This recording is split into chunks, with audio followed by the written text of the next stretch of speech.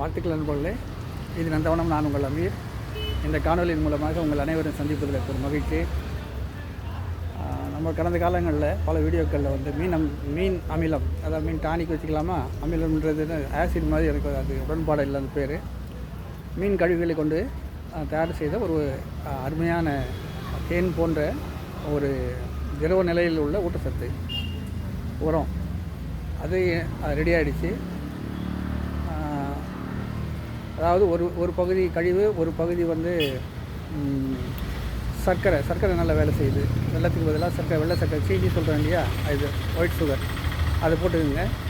பிறகு கொஞ்சோண்டு மோரோ தயிரோ கொஞ்சம், அதே மாதிரி அழுகிய பழங்கள் கொஞ்சம் போட்டுவிடுங்க.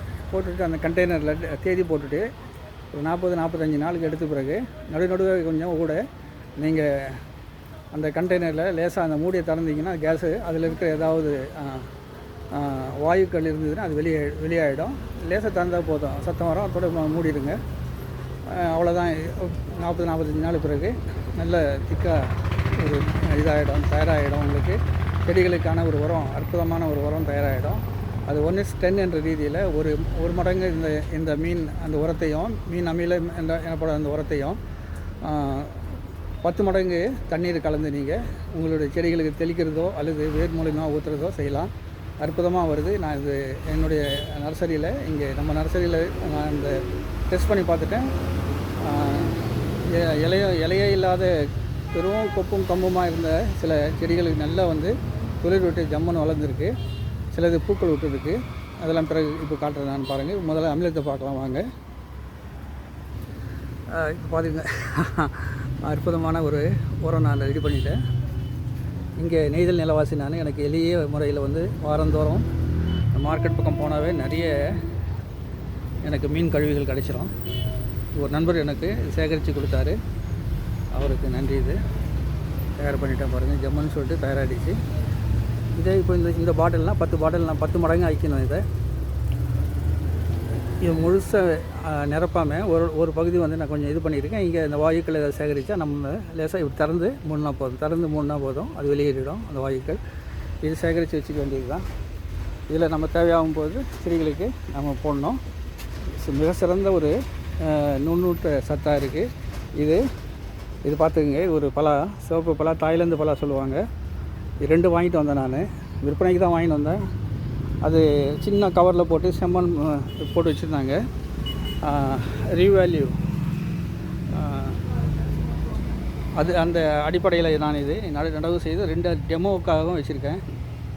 சாதாரணமாக 1200 நம்ம இது தர்ற ஒரு செடியை வந்து இப்போது இது மாதிரி நாம் மதிப்பு கூட்டிட்டோன்னு சொன்னால் இன்னும் பல மடங்கு விலை போயிடும். இதுக்கு இலைகளே இல்லாமல் இருந்துச்சு. இது இன்னொரு செடியை காட்டுறேன் பாருங்கள். இது கூட வாங்கிட்டு வந்தது. இது நடவு செய்து நான் நல்லா உரம் போட்டு பிறகு கூடவே வந்து இந்த மீன் அமிலத்தை நான் அது மேலே தெளித்து விட்டேன். இதுவும் அதே மாதிரி தான். ஒரு எலுமிச்சை, காய்க்கிற எலுமிச்சை, இதுவும் வந்து டெமோக்காக தான் இங்கே வச்சுருக்கிறேன். இது இலைகள் இல்லாமையே வெறும் குச்சி மாதிரி இருந்துச்சு. இது வாங்கி வரும்போதே விலை அதிகம். அதை நம்ம இன்னும் இங்கே விலை கூட்டி தான் தர வேண்டியது வரும் இல்லையா. இது யார் வாங்குவாங்க அப்படின்னு சொல்லிட்டு 2 செடி வாங்கிட்டு வந்தேன். 2ல் 1 நான் டெமோக்கா ஒன்று வச்சேன். அற்புதமாக நல்ல உரம் போட்டோன்னு வந்துடுச்சு. இது மாமரம் போட்டிருக்கிறேன், பார்க்கலாம். இது தொலைவாக தெரியுதுல, அது ஒரு மாமரம், அதுவும் நல்லா வந்திருக்கு. பூக்களுக்கெல்லாம் நான் தெளித்து வச்சுருக்கேன். வாங்க அப்படியே நம்ம பார்ப்போம். இந்த தோட்டத்தில் இது வேகமாக தான் போகிறேன். வீடியோ வந்து வேகமாக போகுது. நெடுஞ்சாலை ஓரத்தில் இருக்கிறதுனால சத்தம் அதிகமாக இருக்கும், பொறுத்துக்குங்க. நான் டப்பிங் பண்ண முடியாது, எடிட்டிங் பண்ணுறதில்ல. ஸ்ட்ரைட் கட்டாக தான் இந்த வீடியோவை இது பண்ணுறேன் நான். இது சாத்துக்குடி சொல்கிற செடி பாருங்கள். இதுவும் அப்படி தான், வெறும் குச்சிமாக இருந்துச்சு. இதுவும் ஜம்முன்னு சொல்லிட்டு போட்டாச்சு. இது பாருங்கள், அது கூட வாங்கிட்டு வந்தேன். அந்த பலா, சிவப்பு பலா இப்படி தான் இருந்தது, துளிர் விடாமல். இப்போது அதையே நான் மறுநாளவு செய்துட்டேன், பெரிய தொட்டியில் போட்டாச்சு. அது கிட்டத்தட்ட 2000-3000 ரூபா மேலேக்கு இது நம்ம நர்சரியில் போகும். பெரிய தொட்டியில் போட்டுங்க. யாராவது கேட்டாங்கன்னா, இல்லைன்னா நானே வளர்த்த வேண்டியது தான். வளர்த்துட்டு டெமோக்காக வச்சுருப்பாங்க. எவ்வளோ பெரிய தொட்டி போட்டு வச்சுருக்கேன். இதை வந்து நம்ம இது மாதிரி இருந்த செடியை நான் வந்து ஏற்கனவே நம்ம அதில் காட்டினாலே அப்போ அப்படி வந்து துளிர் விட்டு வந்துடுச்சு. இது காரணங்கள் நம்ம உரங்க இயற்கையான முறையில் இதுக்கு சத்து தரதோ. பிறகு இந்த மீன் அமிலம் இன்னும் பழசாறுன்னு சொல்லிட்டு சில டானிக்குகளை நான் தயார் பண்ணிகிட்டு இருக்கேன்.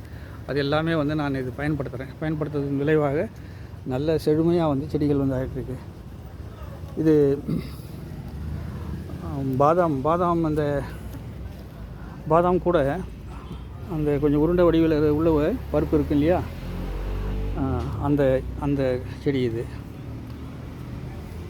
பேர் டக்குன்னு மறந்து போச்சு எனக்கு. இது ஒரு செடி நம்ம டெமோக்கு இங்கே போட்டு வச்சுருக்கோம். இது சாதாரண கொய்யா. இதுவும் வந்து நல்ல உரம் போட்டிருக்கோம். அதாவது இங்கே நாம் தெரிஞ்சிக்க வேண்டிய முக்கியமான ஒரு விஷயம், வாங்க அந்த பக்கம் போயிடலாம். சத்தம் அதிகமாக இருக்குது. கொஞ்சம் நர்சரிக்கு உள்ளே போனால் சத்தம் கொஞ்சம் கம்மியாகிடும். தண்ணி பாஞ்சிட்ருக்கு. இந்த பீஸ்லில் பாருங்கள், ஜமன் வந்துருக்கு.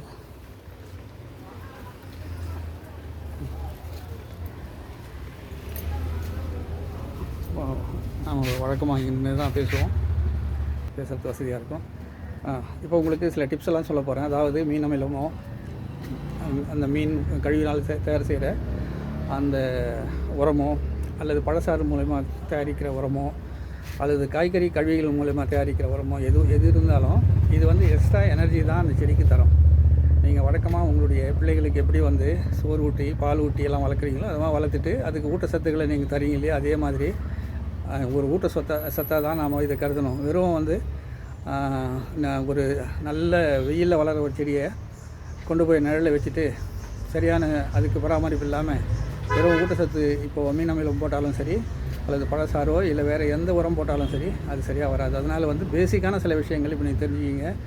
காய்க்கிற செடி அல்லது பூக்கிற செடி, இந்த 2 செடிகளுக்கு கண்டிப்பாக வந்து வெயில் தேவை. காய்க்கிறதும் பூக்கிறதும் வெயில் இருந்தால் தான் அது வந்து அந்த பளீர் என்ற அந்த இதில் வந்து பச்சையம் தயார் செய்து உணவு உற்பத்தி பண்ணிவிட்டு அது வந்து அது மறுவடிவாக வந்து நம்ம பழங்களையோ பூக்களையும் தருது. இந்த பழங்கள் பூக்கள் தரது செடிகளுக்கு வந்து நான் அடிக்கடி வந்து இந்த கர்ப்பிணி பெண்ணை வந்து ஒப்புமை செய்வேன். என்ன சொன்னால் அந்த அம்மாவுக்கு நிறைய நம்ம ஊட்டச்சத்து தர வேண்டியது இருக்கும். இன்னொரு உயிரை வந்து சுமக்கிறாங்க இல்லையா, அதே மாதிரி பூவும் ஒரு உயிர் தான், அதே மாதிரி பழமும் ஒரு உயிர் தான். அந்த செடிக்கான குழந்தைங்க அதெல்லாம் அதுக்கு நம்ம நல்ல தாய்க்கு ஊட்டச்சத்து கொடுக்கும்போது தான் அந்த குழந்தைங்களுக்கு போய் சேரும் இல்லையா. அதே மாதிரி நம்ம தவறாமல் வந்து பூக்கிற செடிகளுக்கு வாரந்தோறமோ இல்லை இப்போ குறைஞ்சது 15 நாளுக்கு ஒரு முறையோ வந்து உரம் கொடுங்க. அதே மாதிரி காய்கறி செடிகளுக்கு கண்டிப்பாக வந்து மாதம் தவறாமல் வந்து நீங்கள் உரம் கொடுங்க. அந்த உரம் வந்து தடை உரமாக இருந்தாலும் சரி, அல்லது வந்து தொழு உரமாக இருந்தாலும் சரி, அல்லது பழங்கள் மூலயமா தயார் செய்த உரமாக இருந்தாலும் சரி, அல்லது வந்து இப்போது இந்த மீன் இந்த கழிவுகள் மூலமாக செய்த உரமாக இருந்தாலும் சரி, காய்கறிகள் மூலமாக தயார் செய்த உரமாக இருந்தாலும் சரி, கண்டிப்பாக வந்து உரம் கொடுங்க. இப்படி செய்துட்டு எப்படி இருக்குன்னு சொல்லிட்டு எனக்கு கமெண்ட் பண்ணுங்கள். சூப்பராக வரும், செழுமையாக இருக்கும், பழங்களாக இருக்கும். முடித்தா 2 பழங்களை எனக்கு என்னுடைய விலாசத்துக்கு அனுப்பி வைங்க. நன்றி நண்பர்களே. பயனுள்ள சில தகவல்கள் சொல்லியிருக்கிறதா நான் கருதுகிறேன். நீங்கள் ஏதாவது தகவல்கள் தெரிஞ்சால் எனக்கு அது நாளை ஷேர் பண்ணுங்கள். நன்றி. மீண்டும் இன்னொரு காணொலியில் சந்திப்போம். நன்றி.